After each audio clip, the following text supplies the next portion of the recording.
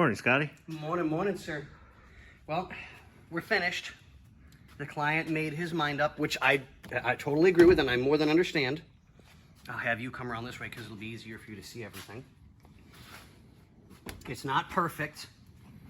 We still have this issue here, but to do it properly, these cars had like fingers, tabs, that held what's called a tack strip. Hardened cardboard, basically, that you did your design, and you took a thin tack strip nail that you would use for small trim in your home. Same basic idea, except they were about yay big for the car. And you hammered them all in, kept your design, and then you put everything else in around it. Well, the tack strip is falling apart. It's a very old car. It's absolutely gorgeous, and it is.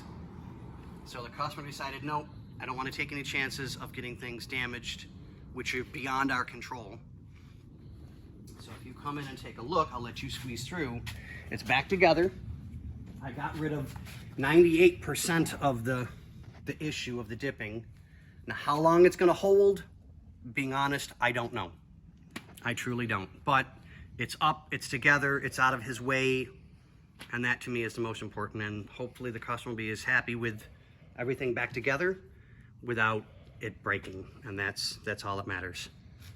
So, okay, guys, and again, what can we say? Nothing but absolutely stunning. I mean, look at this car. It's absolutely beautiful. So it's always a pleasure to work on a car like this. Thank you, guys, and we will see you on the next one.